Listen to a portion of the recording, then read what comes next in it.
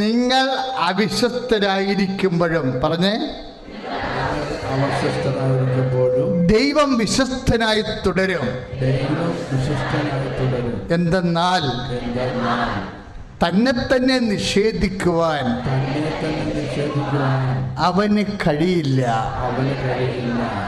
നിങ്ങൾ അവിശ്വസ്തരായി തുടരുമ്പോഴും 2 തിമോത്തി 2:13 നിങ്ങൾ അവിശ്വസ്തരായി തുടരുമ്പോഴും ദൈവം വിശ്വസ്തനായി തുടരും. എന്തെന്നാൽ തന്നെ തന്നെ നിഷേധിക്കുവാൻ അവന് കഴിയില്ല. അപ്പം അതുകൊണ്ട് എന്തെങ്കിലും ഒരു പ്രത്യേക കാരണവശാൽ ഉടമ്പടിയിൽ എന്തെങ്കിലും ലംഘിച്ചെന്ന് തോന്നുന്നുണ്ട് നിങ്ങൾ ഡൗൺ ആകരുത്. പറഞ്ഞ അച്ഛൻ മനസ്സിലായില്ലേ? ചില ആൾക്കാർക്ക് അങ്ങനെ കുറ്റബോധമുണ്ട്. അയ്യോ ഞാൻ പ്രാർത്ഥനയ്ക്ക് താമസിച്ചു പോയില്ല, അയ്യോ ഉപവസിക്കാൻ ഒത്തില്ലല്ലോ എന്നൊക്കെ പറഞ്ഞുകൊണ്ട് ചില ആൾക്കാർക്ക് ഡൗൺ. അത് എൻ്റെ ഉടമ്പടി പൊട്ടിപ്പോയി അങ്ങനെ ധരിക്കരുത്. അത് മണ്ടത്തരവാ. എന്താ കാര്യം? 2 തിമോത്തി 2:13 എന്താണ്? നമ്മൾ അവിശ്വസ്തരായാൽ, ഉടമ്പടി വിശ്വസ്തയുടെ പ്രാർത്ഥനമാണ്, പ്രെയർ ഓഫ് ഫിഡലിറ്റിയാണ്. അതാണ് എൻ്റെ ഗ്യാരണ്ടി എന്ന് പറയണത്. കാര്യം എന്താ? അത് 2 തിമോത്തി 2:13 മറക്കരുത്. എന്താണ്? നമ്മൾ അവിശ്വസ്തരായാലും അവൻ വിശ്വസ്തനായി തുടരും. ഇത് ബയലാട്രൽ എഗ്രിമെൻ്റ് അല്ലേ, ഉഭയകക്ഷിയല്ലേ. ഇപ്പം 2 പേരുണ്ടല്ലോ.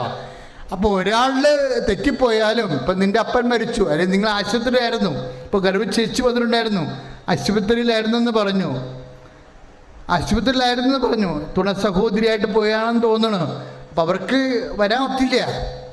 അപ്പോൾ അവർ വിചാരിച്ചു എൻ്റെ ഉടമ്പടി തീർന്നെന്ന് വിചാരിക്കും. അങ്ങനെ തീരത്തില്ല. എന്താ കാര്യം? കർത്താവത്തെ കണ്ടിന്യൂ ചെയ്യും. അത് നീ മനസ്സിലാക്കണം. ദൈവത്തെ ജീവനെപ്പോലെ കാണുകയും ജീവനുള്ള വ്യക്തികളോട് ഇടപെടുന്നതിനേക്കാൾ സത്യസന്ധമായി ദൈവം ഇപ്പോൾ അവൾ എന്നാ പറയണത്, ആ കൊച്ചിൻ്റെ സാക്ഷി എനിക്ക് ഭയങ്കര ഇഷ്ടപ്പെട്ടായിരുന്നു. ഒരു 10 ഏക്കർ മുല്ലപ്പൂ തോട്ടത്തിൽ നിൽക്കണ പോലെ ഒരു സ്മെല്ല് എൻ്റെ തലച്ചോറിലൊക്കെ ഇടിച്ച് കയറിയെന്നല്ല പറയണത്. അച്ഛല അതൊക്കെ അനുഭവിക്കുന്ന ഒത്തിരി ആൾക്കാരുന്നുണ്ട്. ഒരു സെക്കൻഡാണത്, 1 സെക്കൻഡാ പ്രസൻസ്. ഒരു ഹൈ പറഞ്ഞിട്ട് പോണതാ. എന്നിട്ട് എൻ്റെ അർത്ഥം എന്താ?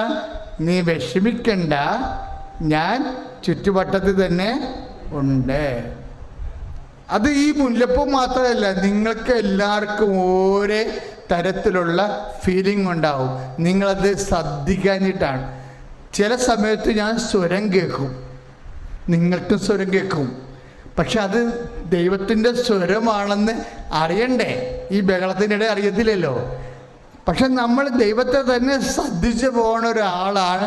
അങ്ങനെ മനസ്സിനെ, ഒരു ആത്മാവിനെ ഒന്ന് പരിശീലിപ്പിച്ച് ഏകാഗ്രത സൂക്ഷിക്കുന്നുണ്ടെങ്കിൽ തീർച്ചയായിട്ടും എല്ലാ അടയാളങ്ങൾ, സ്വപ്നങ്ങൾ, ദർശനങ്ങൾ എല്ലാം ദൈവം നമ്മോട് സംവേദിക്കുന്നുണ്ട്. ഒന്ന് പ്രാർത്ഥിച്ച്, കർത്താവായ ദൈവമേ, ഉടമ്പടി വിശ്വാസികൾ എന്ന നിലയിൽ, വിശ്വസ്തതയുടെ കുഞ്ഞുങ്ങൾ എന്ന നിലയിൽ അങ്ങയുടെ സാന്നിധ്യം അനുഭവിക്കാനുള്ള അവകാശം ഞങ്ങൾക്കുണ്ട്. ആ സാന്നിധ്യത്തിന് അനുഭവിക്കാൻ പറ്റിയ ആന്തരിക ഏകാഗ്രതയാൽ എൻ്റെ ആന്തരിക മനുഷ്യനെ, എൻ്റെ ആന്തരിക ഇന്ദ്രിയങ്ങളെ തിരുരക്തത്താൽ അഭിഷേകം ചെയ്യണമേ. സ്തുതികൾ, ഹല്ലേലൂയ.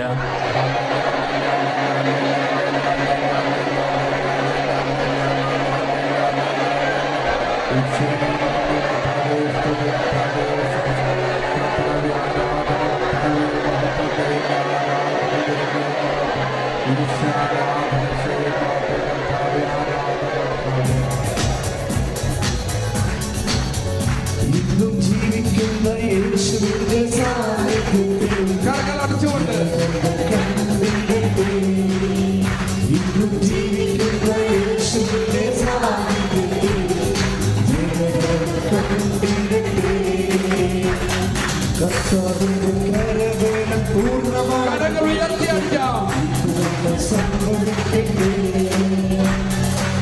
പൂർണ്ണമായി സംഭവിക്കണമേ. പരിശുദ്ധ പരമ ദിവ്യകാരുണ്യത്തിന് ഇപ്പൊ നിങ്ങൾ ഇപ്പൊ അച്ഛൻ ചിലരെന്നോട് പറയും, അച്ഛാ വീടില്ല എന്ന് പറയാം. അപ്പം ഞാൻ തിരിച്ചെന്നാ ചോദിക്കണേ, സ്ഥലമുണ്ടോ എന്ന് ചോദിക്കൂ. അപ്പോൾ അവർ സ്ഥലമില്ല, കടമാണെന്ന് പറയും. സ്ഥലമില്ല, കടമാണെന്ന് പറയും. അപ്പോഴും കൈവച്ച് പ്രാർത്ഥിക്കും. എന്താ കാര്യം എന്നറിയാമോ? ഈ ദൈവത്തിൻ്റെ കയ്യിൽ ദൈവം എന്ന് പറയുന്നത് എന്താ? അനന്തമായ സാധ്യതയാണ്. അതെപ്പോഴും ഓർത്തേക്കണം. കർത്താവ് ചോര വിയർക്കുമ്പോൾ പരിശുദ്ധാത്മാവ് പറഞ്ഞത് എന്താ? ദൈവം അനന്തമായ സാധ്യതയാണെന്നാണ് പറഞ്ഞത്. ഇപ്പം മർക്കോസ് 13 നാം വായിക്കണില്ലേ? പിതാവേ അങ്ങേക്ക് ഒന്ന് ശ്രദ്ധിച്ച മക്കളെ, യേശുവേ സ്തോത്രം, ഹല്ലേലൂയ.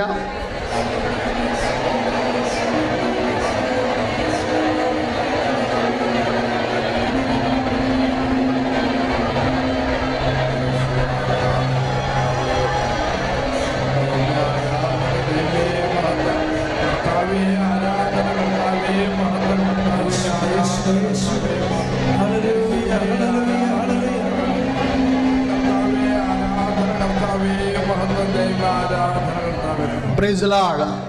മർക്കോസ് 14:36 എന്താണ്? പിതാവേ അങ്ങേക്ക് എന്ന് പറഞ്ഞ് എല്ലാം സാധ്യമാണ്. അപ്പൊ നിനക്കൊരു കോടി കടമുണ്ടെന്ന് പറഞ്ഞാലൊന്നും ഉടമ്പടിയിൽ അത് വിഷയമല്ല. എന്താ കാര്യം? നമ്മളെ കർത്താവിൻ്റെ വചനം വചനം വിശ്വസിച്ചുകൊണ്ട് പ്രാർത്ഥിക്കും. എന്താ? മർക്കോസ് 14:36 എന്താണ്? പിതാവേ അങ്ങേക്ക് എല്ലാം സാധ്യമാണ്. എനിക്ക് വീടില്ല, പക്ഷെ സ്ഥലവുമില്ല. പിന്നെ എന്താ? കടവുമാണ്. അപ്പോൾ തിരച്ചിനമല്ല, ആഴമാണെന്ന് വിചാരിച്ചോ?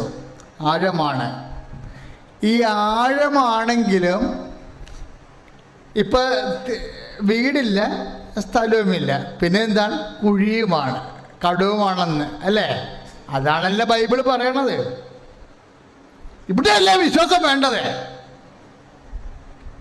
ആദ്യ ദൈവം ആകാശം ഭൂമി സൃഷ്ടിച്ചപ്പോൾ ഭൂമി രൂപരഹിതമായിരുന്നു. ആഴത്തിൻ്റെ മീതെ അന്ധകാരം. ആഴം ഇവിടം വരെ ഉണ്ടെന്ന് അറിയാൻ പാടില്ലെന്ന്. അതല്ലേ അന്ധകാരം എന്ന് പറയണത്. ആഴത്തിൻ്റെ മീതെ പിന്നെന്താ ഉള്ളത്? അന്ധകാരം. അളക്കാൻ പറ്റാത്തതാണ്. ദ ഫാതംലെസ് അബീസ്. അളക്കാൻ പറ്റാത്ത ആഴങ്ങൾ.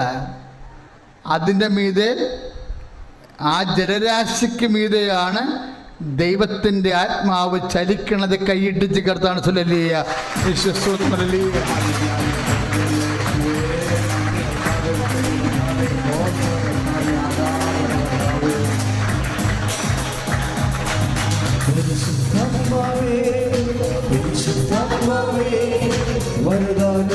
അഭിഷേകം കൊണ്ട്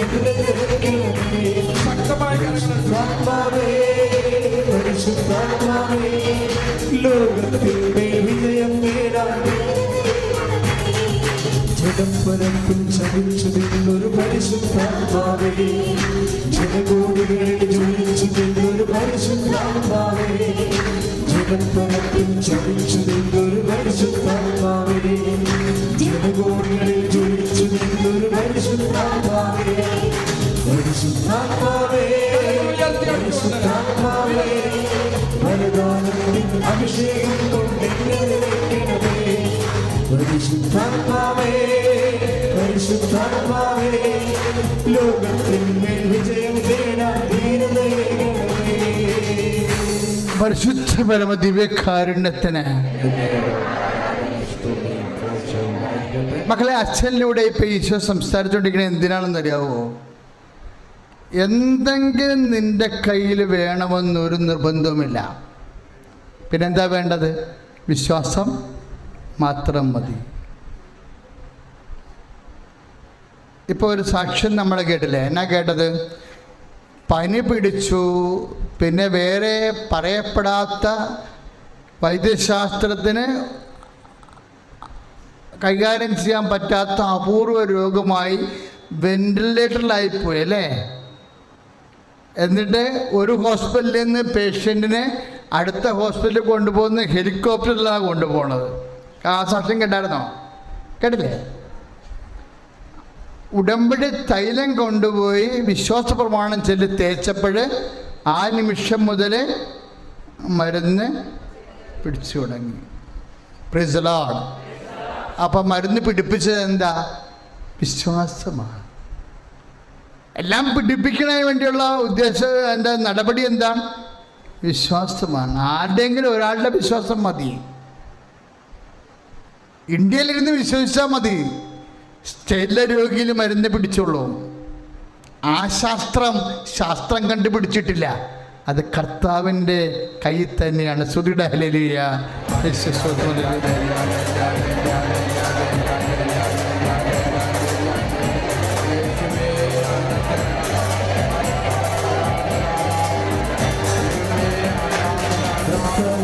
കരബലം പൂർണ്ണമായി അത്ഭുതങ്ങൾ സംഭവിക്കട്ടെ. കർത്താവിന്റെ കരബലം പൂർണ്ണമായി അടയാളങ്ങൾ സംഭവിക്കട്ടെ. ഇന്നിവിടെ ഈ നിമിഷം ദൈവശക്തി വെളിപ്പെടട്ടെ. ഇന്നിവിടെ ഈ നിമിഷം ദൈവശക്തി വെളിപ്പെടട്ടെ. വീണ്ടും ജീവിക്കുന്ന യേശുവിന്റെ സാന്നിധ്യത്തെ ജനങ്ങൾ കണ്ടിടട്ടെ. വീണ്ടും ജീവിക്കുന്ന യേശുവിന്റെ സാന്നിധ്യത്തെ ജനങ്ങൾ കണ്ടിടട്ടെ. Price the Lord. ആദ്യമായി അമ്മയ്ക്കും തിരുക്കുമാരനും കോടാനുകോടി നന്ദി പറയുന്നു. എൻ്റെ പേര് സിനി. ഞാൻ എറണാകുളം ജില്ലയിലെ കോതമംഗല രൂപതയിലെ വാഴക്കുളം ഇടവകയിൽ നിന്ന് വരുന്നു. ഞാൻ ആദ്യമായി ഉടമ്പടി എടുത്തത് 2023 ജൂൺ 3-ാം തീയതിയാണ്. അന്ന് ഉടമ്പടി എടുത്തിട്ട് മാതാവിൻ്റെ അടുത്ത് പ്രാർത്ഥിച്ചിട്ട് പോയി. പ്രേക്ഷിത പ്രവർത്തനങ്ങളാണെങ്കിൽ പത്രം കൊടുക്കും. പിന്നെ ഞാനും മക്കളും കൂടി മക്കളുടെ നിയോഗത്തിന് വേണ്ടിയിട്ടാണ്. മക്കൾ ഇങ്ങനെ പരീക്ഷകൾ എഴുതിക്കൊണ്ടിരിക്കുന്നു, ഡിഫൻസിലേക്കുള്ള എക്സാമുകളൊക്കെ എഴുതിക്കൊണ്ടിരിക്കുന്നു. ആ സമയത്താണ് ഞാൻ വന്ന് ഉടമ്പടി എടുക്കുന്നത്. അപ്പോൾ അവരോട് ഞാൻ പറയും, നിങ്ങൾക്ക് ജോലി കിട്ടണമെന്നുണ്ടെങ്കിൽ നിങ്ങളും കൂടി വന്ന് സഹായിക്കണം. അപ്പോൾ ആഹാരം ഉണ്ടാക്കാനായിട്ട് അവർ സഹായിക്കുമായിരുന്നു. മക്കളാണെങ്കിൽ കറിക്കൊക്കെ അരിഞ്ഞു തരും.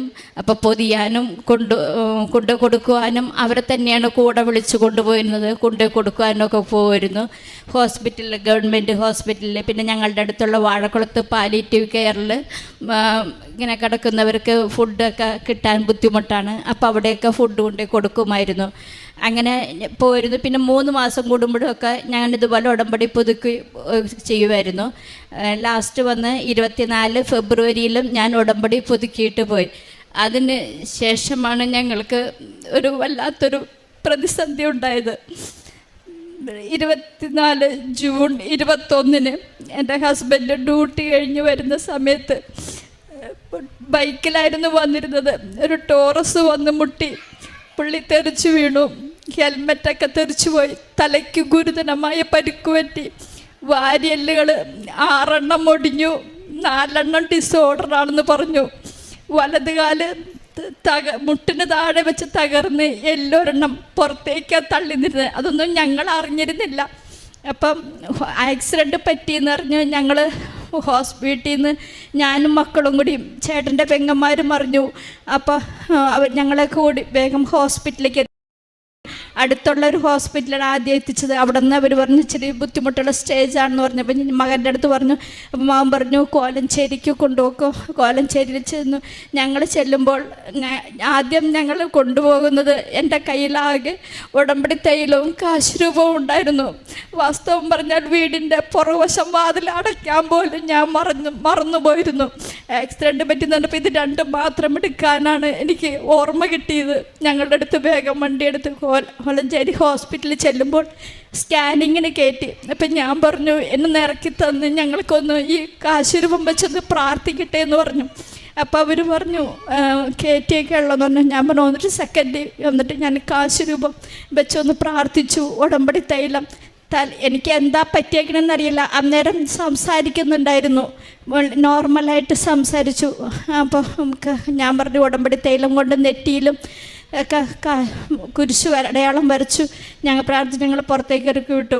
ഞങ്ങളോട് പുറത്തിറങ്ങി നിൽക്കാൻ പറഞ്ഞു. അത് കഴിഞ്ഞ് കുറച്ച് കഴിഞ്ഞപ്പോഴേക്കും പുള്ളിയുടെ ബോധം പോയി. പുള്ളിക്ക് പിന്നെ ബ്ലഡ് ഛർദ്ദിക്കണ, ചെവിയിൽ നിന്ന് മൂക്കിൽ വല്ലാത്തൊരു സ്റ്റേജായിരുന്നു ഞങ്ങൾ കണ്ടുകൊണ്ട്. എനിക്ക് കണ്ടുകൊണ്ട് നിൽക്കാൻ പറ്റുന്നുണ്ടായിരുന്നില്ല. പുള്ളി വല്ലാതെ ഒരു ബുദ്ധിമുട്ട് സ്റ്റേജിലായിരുന്നു. കാലിനൊക്കെ ഇത്രയും പറ്റിയെന്നുള്ളത് 2-ാം ദിവസമാണ് ഞാൻ അറിഞ്ഞത്. എൻ്റെ അടുത്ത് പറഞ്ഞു വലിയ കുഴപ്പമൊന്നുമില്ല, അമ്മ പേടിക്കാതിരിക്കുക എന്നില്ല ഒക്കെ പറഞ്ഞു. അത് കഴിഞ്ഞുകൊണ്ട് ഞാൻ അപ്പോൾ ചേട്ടൻ്റെ പെങ്ങന്മാരെല്ലാവരും രാത്രി 12 മണിയൊക്കെ ആയപ്പോഴേക്കും ഹോസ്പിറ്റലിൽ ഞങ്ങൾ NICUവിൻ്റെ ഫ്രണ്ടിൽ നിൽക്കുമ്പോൾ ഞാനൊരു നിമിഷം മാതാവിൻ്റെ അടുത്ത് പ്രാർത്ഥിച്ചു. മാതാവെ, ഒരു സെക്കൻഡിൻ്റെ ഒരു നിമിഷത്തിലായിരുന്നെങ്കിൽ ആ വണ്ടി ടോറസ് അങ്ങോട്ടും കടന്നു പോയേനെ, ചേട്ടൻ്റെ വണ്ടി ഇപ്പുറത്തേക്കും കടന്നു പോയേനെ. അത്രയും ഞാൻ മാതാവിൻ്റെ അടുത്തേക്ക് ഒരുങ്ങി പ്രാർത്ഥിച്ചു. ഞാൻ ഉടമ്പടി എടുത്ത് ഇത്രയും പ്രേക്ഷിത പ്രവർത്തനങ്ങളും എല്ലാം ചെയ്തിട്ട് മാതാവ് എനിക്ക് പരീക്ഷണമാണോ തന്നെ എന്നും പറഞ്ഞുകൊണ്ട് ഞാൻ അന്നേരം അവിടെ ഇരുന്ന് പ്രാർത്ഥിച്ചു, കരയൊക്കെ ചെയ്തിരുന്നു. അന്നേരം മക്കൾ പറഞ്ഞു, അമ്മ മിണ്ടാതിരിക്കുന്നൊക്കെ പറഞ്ഞ് എൻ്റെ അടുത്ത് ആശ്വസിപ്പിച്ചു. ഞങ്ങളുടെ അയൽവാസികളെല്ലാം വന്നിരുന്നു. അവരൊക്കെ പറഞ്ഞു ഞങ്ങൾ പ്രാർത്ഥിക്കുന്നുണ്ടെന്നൊക്കെ പറഞ്ഞു. എന്നാലും ഞാൻ അങ്ങനെ പ്രാർത്ഥിച്ചുകൊണ്ടിരുന്നു. പിറ്റേ ദിവസം കാലിന് ഒരു എക്സ്റ്റേണൽ ഫിറ്റിങ്സ് ചെയ്യേണ്ടി വന്നു. ഓപ്പറേഷൻ ചെയ്തു. അന്നേരം പുള്ളി സംസാരിക്കുന്നുണ്ട്, പക്ഷേ ആളറിയുന്നുണ്ട്, പക്ഷേ സംസാരം നോർമൽ അല്ലായിരുന്നു. 3-ാം ദിവസം ആയപ്പോൾ പുള്ളിയുടെ ബോധമെല്ലാം പോയി, ആരെയും അറിയുന്നില്ല. അപ്പോൾ അന്ന് ഡോക്ടർ പറഞ്ഞു, ആദ്യത്തെ സർജറി കഴിഞ്ഞപ്പോൾ ഇൻറ്റേർണൽ ബ്ലീഡിങ് 12 mm എന്നുള്ളത് 13 mm കൂടിയിരിക്കുകയാണ്. അപ്പോൾ ഇനി അടുത്ത ദിവസവും കൂടി ഒരു 12 മണിക്കൂറും കൂടി ഞങ്ങൾ നോക്കും. അത് കഴിഞ്ഞിട്ട് ഈ ബ്ലീഡിങ് കുറഞ്ഞില്ല എങ്കിൽ അതൊരു തലയ്ക്കൊരു സർജറി വേണ്ടി വരും. ആ സർജറി ചെയ്യേണ്ടി വന്നാൽ പുള്ളിയെ ഇതുപോലെ ചിലപ്പോൾ കിട്ടിയെന്ന് വരില്ല. നിങ്ങളുടെ അടുത്ത് കാര്യങ്ങൾ തുറന്ന് പറയണം, അല്ലാതെ നിവൃത്തിയില്ല. കാരണം ഒന്നില്ലെങ്കിൽ ചെവിക്കോ അല്ലെങ്കിൽ കാലുകൾക്ക് തളർച്ചയോ അല്ലെങ്കിൽ കണ്ണിന് കാഴ്ചക്കുറവോ ഉണ്ടാവാൻ സാധ്യതയുണ്ടെന്നൊക്കെ പറഞ്ഞു. അന്നേരമൊക്കെ ഞങ്ങൾ NICUവിൻ്റെ വാതിലാണെങ്കിലും ഞങ്ങൾ പ്രത്യക്ഷീകരണ പ്രാർത്ഥന വിളിക്കുകയും ഞങ്ങൾ പുറത്തിരുന്നു കൊണ്ട് എൻ്റെ തലയിലും എൻ്റെ നെഞ്ചിലും എൻ്റെ കാലിലും ഉടമ്പടി തൈലം പുരട്ടി വിശ്വാസ പ്രമാണം ചൊല്ലി പ്രാർത്ഥിച്ചുകൊണ്ടിരുന്നു. കാരണം അകത്തേക്ക് ഞങ്ങളെ കയറ്റിവിടുന്നത് രാവിലെ ഒരു 2 മിനിറ്റ് അടുത്തേക്ക് ഒരാളെ കയറ്റും, വൈകുന്നേരം ചേട്ടനെ കാണാനായിട്ട് ഒന്ന് പെങ്ങൾ കയറും. അപ്പോൾ പെങ്ങളുടെ അടുത്ത് ഞാൻ പറയും, കാശുരൂപം ചേർത്ത് വെച്ച് പ്രാർത്ഥിച്ചിട്ട് ഇറങ്ങിപ്പോരാ ചേച്ചി എന്ന് പറയും. ഒന്നും ചോദിച്ചാൽ അങ്ങനെ അനക്കൊന്നും അങ്ങനെ പറയലൊന്നുമില്ല. ആൾ സംസാരം നോർമൽ അല്ലായിരുന്നു. ചിലപ്പോൾ ആളെ തിരിച്ചറിയുന്നില്ല. അങ്ങനെ കടന്നുപോയി. 6-ാം ദിവസം NICU റൂമിലേക്ക് മാറ്റിയെങ്കിലും ഒരു നോർമൽ അല്ലാത്ത സംസാരമായിരുന്നു. 7-ാം ദിവസം ഞങ്ങൾ വിചാരിച്ചു ഇവിടെ നിന്ന് മാറ്റി നമ്മൾക്ക് അടുത്ത ഹോസ്പിറ്റലിലേക്ക്. അപ്പോൾ ECGSൻ്റെ പാനലുള്ളതുകൊണ്ട് അവിടേക്ക് നമ്മൾക്ക് വേണം. ഇവിടെ ഒത്തിരി പൈസ ചിലവായി. അപ്പോൾ അതുകൊണ്ട് അവിടെ അമ്മ ചേട്ടന് ഫ്രീ ചിലവാണ്. അപ്പോൾ അതുകൊണ്ട് ഞങ്ങൾ പാലാ മാർസ്ലീവിലേക്ക് ഷിഫ്റ്റ് ചെയ്തു. അവിടെ ചെന്ന് നൂറോടെ കണ്ടു കഴിഞ്ഞപ്പോൾ അതിന് മുന്നേ മാതാവിൻ്റെ ഉടമ്പടി തൈലം വെച്ച് പ്രാർത്ഥിച്ചതിൻ്റെ ഫലമായിട്ട് 3-ാം ദിവസം 13 mm ബ്ലീഡിങ് എന്നുള്ളത് 12 mm ആയി. അപ്പോൾ ഡോക്ടർ പറഞ്ഞു സർജറി വേണ്ട. അപ്പം ഞാൻ പറഞ്ഞു മാതാവ് രക്ഷപ്പെടുത്തി. അത് വളരെയധികം മാതാവിനോട് നന്ദി പറയണു. കാരണം ഞങ്ങൾ ഒരു തലയ്ക്കൊരു ഓപ്പറേഷൻ കൂടി വേണ്ടി വന്നാലത്തെ അവസ്ഥ ഞങ്ങളെ വെച്ച് അത് പ്രത്യേകം പ്രാർത്ഥിക്കുകയായിരുന്നു മാതാവിൻ്റെ അടുത്ത്. അത് കഴിഞ്ഞ് ഞങ്ങൾ 7-ാം ദിവസം കോലഞ്ചേരിയിൽ നിന്ന് ഞങ്ങൾ പാലാ മാർസ്ലീവിലേക്ക് ഷിഫ്റ്റ് ചെയ്തു. അവിടെ ചെന്ന് കഴിഞ്ഞപ്പോഴും ഈ ബ്ലീഡിങ്ങിൻ്റെ ഇത് 12 നിൽക്കുന്നു. ആളുടെ അടുത്ത് ന്യൂറോ സർജൻ്റെ അടുത്ത് ചെല്ലുമ്പോൾ പറയും നമുക്കൊന്നും പറയാറില്ല. ആൾ ഒരു ഇതിലാണ് നിൽക്കുന്ന, ഒരു റെസ്റ്റ്ലെസ്സാണ്, ആളൊരു ബന്ധമില്ലാത്ത സംസാര രീതി അങ്ങനെയുള്ളതൊക്കെ. ഞങ്ങളൊക്കെ ആ സമയത്തെല്ലാം പുറത്തുനിന്ന് ഞങ്ങൾ പ്രത്യക്ഷീകരണ പ്രാർത്ഥനയും ചേട്ടൻ്റെ പെങ്ങന്മാരൊക്കെ ആണെങ്കിൽ എല്ലാവരും കൂടി വന്ന് ഞങ്ങൾ നിത്യാരാധന ചാപ്പലിൻ്റെ അവിടെ പാലം മാർസിൽ വെച്ച് കഴിഞ്ഞപ്പോൾ അവിടുത്തെ ചാപ്പലിൽ പോയിരുന്നു. ഞങ്ങൾ കരുണക്കൊന്തയും എല്ലാം പ്രാർത്ഥിക്കും, പ്രത്യക്ഷീകരണ പ്രാർത്ഥനയും ഒക്കെ ഞങ്ങൾ മുഴുവൻ സമയം പ്രാർത്ഥനയിൽ തന്നെയായിരുന്നു. അത് കഴിഞ്ഞ് മുറിയിലേക്ക് മാറ്റി, കാലിൽ രണ്ടാമത് എക്സ്റ്റേണൽ ഫിറ്റിങ്സ് മാറ്റി ഇൻറ്റേർണൽ ചെയ്തു, പ്ലേറ്റ് ഇട്ടു. ജൂലൈ 1 പ്ലേറ്റ് ഇട്ടു. ആൾക്ക് നോർമലായി എന്നൊക്കെ ഞങ്ങൾ ഓർത്തു. ജൂലൈ 13 ഡിസ്ചാർജായി വീട്ടിലേക്ക് വന്നു. ഡോക്ടർ പുള്ളിക്കാരത്ത് ചോദിച്ചിട്ട് വിട്ടതാണ്. പക്ഷേ ആൾ അത്ര ഓക്കെ ആയിട്ടുണ്ടായില്ല. എങ്കിലും വന്നു കഴിഞ്ഞ് 14-ാം ദിവസം പുള്ളിക്ക് യൂറിൻ പോകില്ല. ഒത്തിരി ബുദ്ധിമുട്ടുകൾ, പ്രശ്നങ്ങളായി. വീണ്ടും ഞാൻ ശനിയാഴ്ച ഡിസ്ചാർജായി രാത്രി വീട്ടിൽ വരും. ഞായറാഴ്ച ഒരു ദിവസം വീട്ടിൽ നിൽക്കും.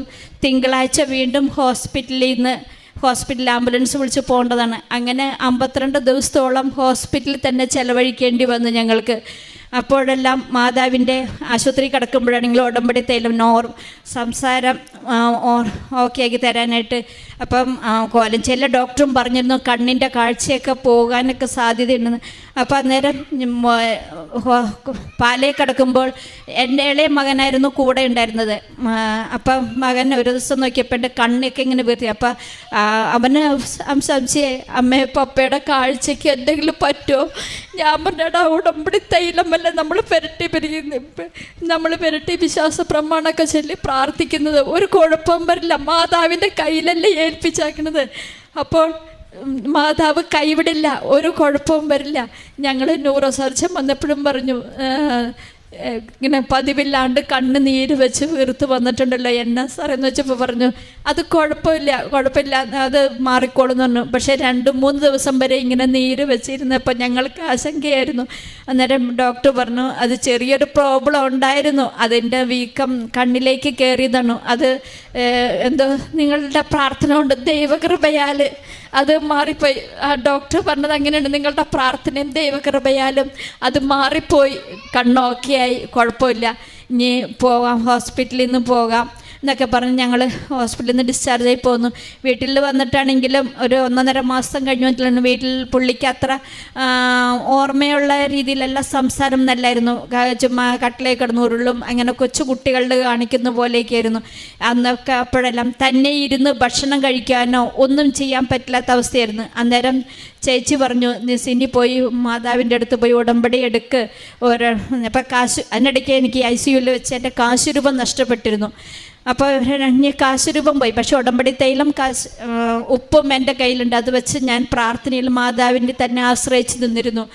പിന്നെ രണ്ടാമതൊരു ഉടമ്പടി എടുക്കാൻ ചെല്ലിക്ക് അവിടെ നിന്ന് 1 മിനിറ്റ് പോലും ചേട്ടൻ്റെ അടുത്ത് മാറാൻ പറ്റില്ലാത്ത അവസ്ഥയായിരുന്നു.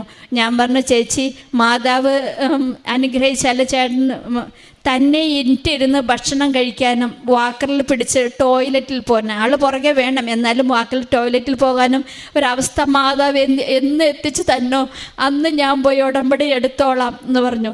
അതുപോലെ നവംബറൊക്കെ ആയപ്പോഴേക്കും പയ്യെ ഇരിക്കുകയും നടക്കുകയും വാക്കറിൽ പിടിച്ച് നടക്കാൻ തുടങ്ങി. അങ്ങനെ അന്നേരം ആയപ്പോഴാണ് ഞാനിവിടെ 3-ാം തീയതി വന്ന് ഉടമ്പടി രണ്ടാമതെടുത്ത്. എൻ്റെ കാശുരൂപം നഷ്ടപ്പെട്ടു പോയിരുന്നു. അത് കഴിഞ്ഞ് അച്ഛനെ കാണണമെന്ന് പറഞ്ഞപ്പോൾ ആളെ നടത്തി കൊണ്ടുവരാൻ പറ്റില്ലാത്ത അവസ്ഥ. അന്നേരം പറഞ്ഞു, ഇതുപോലെ ഒരു മൊബൈലൊരു ഫോട്ടോ എടുത്ത് പ്രിൻ്റ് എടുത്ത് കൊണ്ടുവന്നാൽ മതി. അതുകൊണ്ട് ഞാൻ ഇതെടുത്ത് കൊണ്ടുവന്നു ഡിസംബർ 28-ന്. അതിനിടയ്ക്ക് ഇടയ്ക്കിടയ്ക്ക് ഓർത്തോനെ കാണുമായിരുന്നു, ഓരോ മാസം കൂടുമ്പോൾ 2 ആഴ്ച കൂടുമ്പോൾ. അന്നേരമൊക്കെ കാലിൻ്റെ അസ്ഥി ചേരുന്നില്ല, ചവിട്ടി നടക്കണമെങ്കിൽ ബുദ്ധിമുട്ടാണ്. ഇത്രയും 57 വയസ്സായി, ഇച്ചിരി ബുദ്ധിമുട്ടൊക്കെ ഉണ്ട്, സമയം എടുക്കും, നിങ്ങൾ വിചാരിക്കുന്ന പോലെ അത്ര സ്പീഡ് റിക്കവറി ഒന്നും കിട്ടില്ല എന്നൊക്കെയാണ് ഡോക്ടർ പറഞ്ഞത്. പക്ഷേ ദൈവത്തിൽ ആശ്രയിച്ച് മാതാവിൻ്റെ കൃപ കൊണ്ട് ഞങ്ങൾ 3-ാം തീയതി വന്ന് അച്ഛനടുത്ത് പറഞ്ഞു. അപ്പോൾ അന്ന് കാണാൻ പറ്റില്ല എനിക്ക്. പിന്നെ 28-ാം തീയതി ഞാൻ ഒന്നും കൂടി വന്നു, ഫോട്ടോ ഒക്കെ എടുത്ത് കൊണ്ടുവന്ന്. അന്ന് ടോക്കൺ കിട്ടി, അച്ഛനെ കണ്ട് അച്ഛനിത് മാതാവിൻ്റെ അടുത്ത് വെച്ച് പ്രാർത്ഥിച്ച് ബ്ലസ് ചെയ്തുകൊണ്ട്. അപ്പോൾ എനിക്കൊരു ബുദ്ധിമുട്ടായിരുന്നു, അതേമേ അച്ഛനൊന്നും പറഞ്ഞില്ല. പക്ഷേ അച്ഛനൊരു കാശുരൂപം തന്നു, അതിട്ട് ചേട്ടൻ്റെ കൊന്തയിൽ ഇട്ട് കൊടുക്കുകയും ഇവിടെ ഇരുന്ന് അന്ന് 28-ാം തീയതി വന്നപ്പോൾ അതിന് മുന്നമുള്ള ഡോക്ടേഴ്സ് ഒക്കെ ഞങ്ങൾ ഒരു ഡോക്ടറെ അടുത്ത് വെച്ചപ്പോൾ പറഞ്ഞു, ഇങ്ങനെ സർജറി വേണം, ബോൺ ഗ്രാഫ്റ്റിംഗ് വേണം, എങ്കിലേ അതിനകത്തൊരു ഇതുള്ളൂ, കാരണം ഇത്രയും ഏജ് ആയില്ലേ.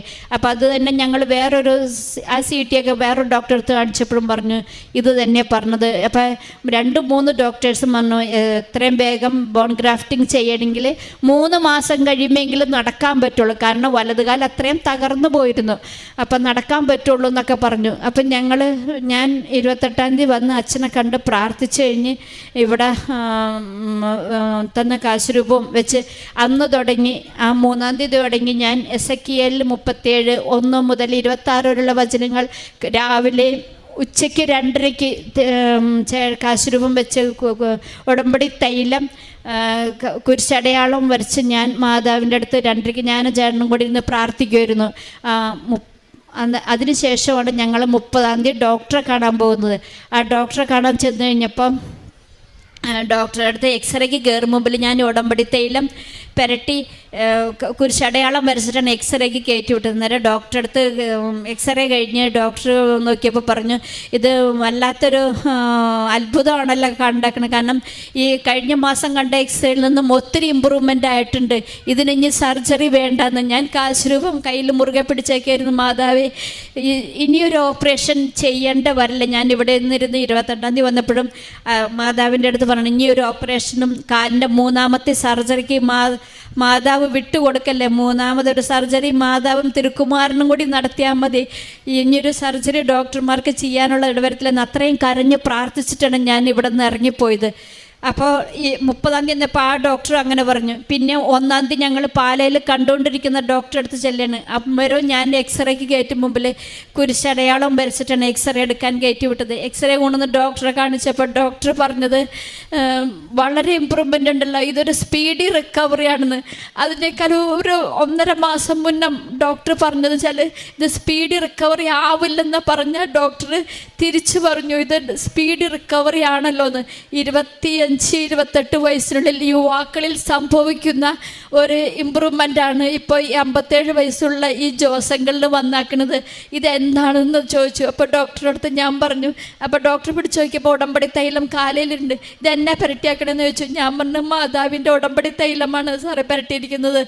ഞങ്ങൾ കൃപാസനത്തിൽ പോയിരുന്നു, ഞാൻ മാതാവിൻ്റെ അടുത്ത് പ്രാർത്ഥിച്ചിരുന്നു, അമ്മയും തിരുക്കുമാരനും കൂടി ഇത് കാലൊന്ന് ശരിയാക്കി തന്നെ എന്നുള്ളത് പ്രാർത്ഥിച്ചിട്ടാണ് ഞാൻ പോകുന്നതെന്ന് പറഞ്ഞു.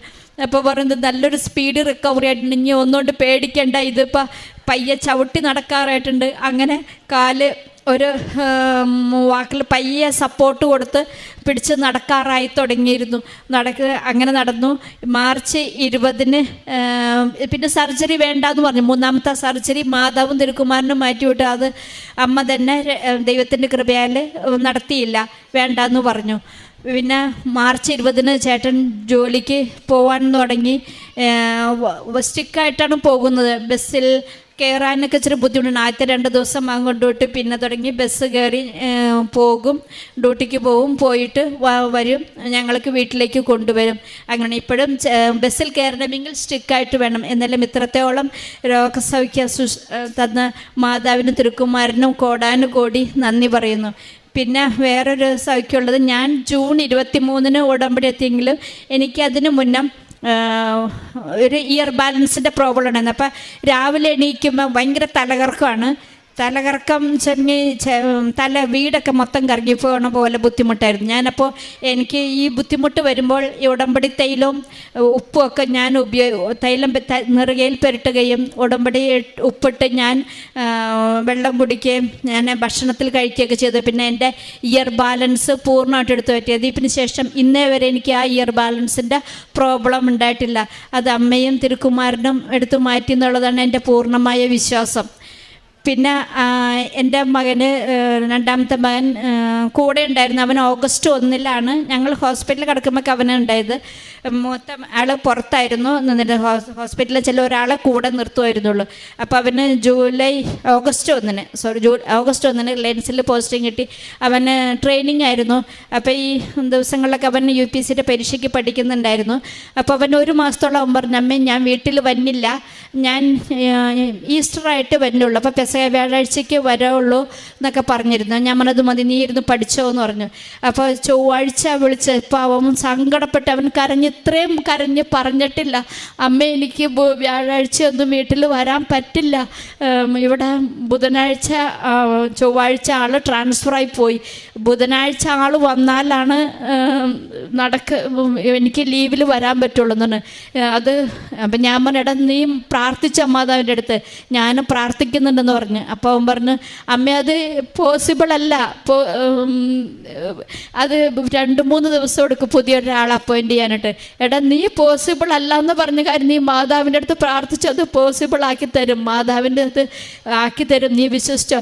ലൂക്ക 18:27 നീ കൂടെ ചെല്ല്, നീ മനുഷ്യർക്ക് അസാധ്യമായി ദൈവത്തിന് സാധ്യമാണ്. ഞാനും പ്രാർത്ഥിക്കാം. ഞാനും അതുപോലെ തന്നെ 2:30 പ്രത്യക്ഷിക്കുന്ന 2 തിരിയും കത്തിച്ച് വെച്ച് പ്രാർത്ഥിച്ചു, മാതാവേ ഒരാൾ അവിടെ വന്നാലാണ് എൻ്റെ മകന് വ്യാഴാഴ്ച വരാൻ പറ്റുള്ളൂ, ബുധനാഴ്ച അവിടേക്ക് അമ്മ തന്നെ അവിടെ ഒരാളെ എത്തിച്ച് കൊടുത്തേക്കണം, എങ്കിലേ വരാൻ പറ്റുള്ളൂ. അവൻ പറയാണ്, എനിക്ക് വ്യാഴാഴ്ചയും വെള്ളിയാഴ്ചയും കൂടി ചിലപ്പോൾ ഡ്യൂട്ടിക്ക് പോകേണ്ട അവസ്ഥയാണ്, ശനിയാഴ്ചയ്ക്ക് എങ്ങനെ ആൾ വന്നാലാണ് എനിക്ക് വരാൻ പറ്റുള്ളത്.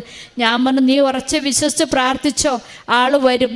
അതുപോലെ തന്നെ ബുധനാഴ്ച രാവിലെ ഉച്ചയായപ്പോൾ വിളിച്ചപ്പോൾ പറയാണ്, അമ്മ പ്രാർത്ഥിച്ച പോലെ തന്നെ വന്നിട്ടുണ്ട്, ആൾ ജോയിൻ ചെയ്തിട്ടുണ്ട്, ഇപ്പം എനിക്ക് വ്യാഴാഴ്ച വരാൻ പറ്റും. 9 മണിയായപ്പോഴേക്കും ആൾ എൻ്റെ മകൻ വീട്ടിൽ വരികയും ചെയ്തു. ഇത്രയും അനുഗ്രഹങ്ങൾ ചൊരിഞ്ഞ അമ്മയ്ക്കും തിരുക്കുമാരനും കോടാനുകോടി നന്ദി പറഞ്ഞുകൊണ്ട് എൻ്റെയും ഇനി കുടുംബത്തിന് അനുഗ്രഹങ്ങൾ ചൊരിയണമെന്ന് അപേക്ഷിച്ചുകൊണ്ട് ഞാൻ എൻ്റെ സാക്ഷ്യം രേഖപ്പെടുത്തി. പ്രേക്ഷിത പ്രവർത്തനം ഞാൻ ഹോസ്പിറ്റലിൽ പോയി പേഷ്യൻസിന് ഞാൻ സോപ്പ്, ബ്രഷ്, തോർത്ത് ഇതൊക്കെ മേടിച്ച് കൊണ്ടുപോയിരുന്നു. അപ്പോൾ അതൊക്കെ മേടിച്ച് ആവശ്യക്കാർക്കൊക്കെ അത് കൊണ്ടുപോയി കൊടുക്കും. പിന്നെ പൈസയായിട്ട് വേണ്ടവർക്ക് പൈസയായിട്ടും ഞാൻ കൊടുത്തിരുന്നു. പ്രധാനമായിട്ട് അമ്മയുടെ പത്രം, കൃപാസനം പത്രം കൊണ്ട് ഓരോരുത്തർക്ക് പറഞ്ഞാണ് ഞാൻ കൊടുത്തത്. കാരണം ചേട്ടന് രോഗസൗഖ്യം കിട്ടിയതിന് ശേഷം, ഞാൻ ഡിസംബറിന് ശേഷമാണ് ഞാൻ പത്രം, അതിന് മുന്നും പോയിരുന്നു, പിന്നെ ആക്സിഡൻ്റ് ആയതിനു ശേഷം എനിക്ക് പോകാൻ പറ്റില്ലാത്ത അവസ്ഥയായിരുന്നു. അന്നേരം ഞാൻ പറഞ്ഞ് ഇങ്ങനെ ചേട്ടന് കിട്ടി. അപ്പോൾ അവർക്കൊക്കെ ഒരു വിശ്വാസമായി. കാരണം വെച്ചാൽ ഞാൻ പറയുമ്പോൾ അവർ അത് കണക്കിലെടുക്കാൻ തുടങ്ങി. കാരണം ചേട്ടന് കിട്ടിയ സൗഖ്യം അത്രയും പെട്ടെന്ന് തന്നെ ജോലിക്ക് പോകാനുള്ളതൊക്കെ ആക്കി തന്ന് മാതാവിൻ്റെ ഒരു അനുഗ്രഹം കൊണ്ട് തന്നെയാണ് അങ്ങനെയുള്ള പ്രേക്ഷിത പ്രവർത്തനം ചെയ്യുമായിരുന്നു. ഞാൻ ഉടമ്പടി എടുത്തേ പിന്നെ ആത്മീയമായിട്ടും ചില എനിക്ക് വിശുദ്ധ കുർബാനയിൽ പങ്കെടുക്കാനായിട്ട് എന്നും പള്ളിയിൽ പോകാനൊരു അവസരം. ഞാൻ മാസത്തിൽ 1-2 പ്രാവശ്യം മാത്രമേ എനിക്ക് വിശുദ്ധ കുർബാനയിൽ പങ്കെടുക്കാൻ പറ്റാതെ ഇരുന്നിട്ടുള്ളൂ. ബാക്കിയുള്ള ദിവസങ്ങളിലൊക്കെ വിശുദ്ധ കുർബാനയിൽ പോയി പങ്കെടുക്കാൻ സാധിക്കുന്നുണ്ട്. മുമ്പൊക്കെ ഞാനൊരു ശനി ഞായർ മാത്രമേ പള്ളിയിൽ പോയി, അല്ലെങ്കിൽ വിശേഷ ദിവസങ്ങളിൽ മാത്രം. പക്ഷേ ഉടമ്പടി ജൂൺ 23 ഉടമ്പടി എടുത്തതിന് ശേഷം എനിക്ക് ആത്മീയമായിട്ട് 2 ആഴ്ച കൂടുമ്പോൾ കുമ്പസാരിക്കുന്നതിനും വിശുദ്ധ കുർബാനയിൽ പങ്കെടുക്കാനുള്ള ഒരു അനുഗ്രഹമുണ്ട്. പിന്നെ ഞാൻ ചെയ്യുന്ന വേറൊരു പ്രേക്ഷിത പ്രവർത്തനം, ഞാൻ പള്ളിയിലേക്ക് പോകുമ്പോൾ ഞാൻ അടുത്തുള്ള ചേച്ചിമാരൊക്കെ, ഞങ്ങൾക്ക് ചില പള്ളിയിലേക്ക് പോകണമെങ്കിൽ ഒരു 3 കിലോമീറ്ററോളം പോകണം. അപ്പം ഞാൻ എപ്പോഴും പറയായിരുന്നു, മാതാവിൻ്റെ 8 നോമ്പ് അല്ലെങ്കിൽ ഒക്ടോബറിലെ ജപമാല മാസം നമ്മൾക്ക് ഒന്നിച്ച്, അപ്പോൾ അവർക്കൊക്കെ പോരാൻ അസൗകര്യമായിരുന്നു നടന്നു പോകാൻ. ഞാൻ പറഞ്ഞാൽ എൻ്റെ കൂടെ കാറിന് പോരാൻ, ഞാൻ വണ്ടി ഓടിക്കുന്നുണ്ട്, അപ്പോൾ കാറിൽ പോരാൻ നിങ്ങൾക്ക് പോകാമെന്ന് പറഞ്ഞ് ഞാൻ അവരെ 3-4 പേരെങ്കിലും ഉൾപ്പെടുത്തി, ഞാൻ അവർക്ക് പള്ളി പോകാൻ തനിയാൻ പറ്റില്ലാത്തവരാണ്, അപ്പോൾ അവരെ കൊണ്ടുപോകും. ജപമാല മാസം 8 നോമ്പിനും ഒക്കെ പള്ളി കൊണ്ടുപോവുകയും തിരിച്ചു വീട്ടിൽ കൊണ്ടുവന്നാക്കുകയും അങ്ങനെയുള്ള പ്രേക്ഷിത പ്രവർത്തനമൊക്കെ ചെയ്യാറുണ്ട്. പിന്നെ ഞങ്ങളുടെ അടുത്തുള്ളൊരു അനാഥ മന്ദിരമുണ്ട്, അവിടെ ഞങ്ങൾ പോവുകയും അവിടെ വേണ്ട സഹായങ്ങൾ ചില സാമ്പത്തികമായിട്ടുള്ളതും, പിന്നെ അവർ പറയുമായിരുന്നു ടോയ്ലറ്റ് സാധനങ്ങൾ, സോപ്പ്, അങ്ങനെയുള്ള സാധനങ്ങളൊക്കെ മതി, അപ്പോൾ അങ്ങനെയുള്ള ലോഷൻസ് അങ്ങനെയുള്ളതൊക്കെ മേടിച്ച് കൊടുക്കാറുണ്ട്. പിന്നെ ഹോസ്പിറ്റലിൽ പോയി ഭക്ഷണപ്പൊതികളൊക്കെ കൊണ്ടുപോയി കൊടുക്കാറുണ്ട്. അത്രയൊക്കെയാണ് ചെയ്യാറുള്ളത്. എനിക്ക് വേണ്ടി തന്ന മാതാവിൻ്റെ കയ്യിൽ നിന്ന് കിട്ടിയിരിക്കുന്ന എല്ലാ അനുഗ്രഹങ്ങൾക്കും വീണ്ടും 1000 നന്ദി പറയുന്നു.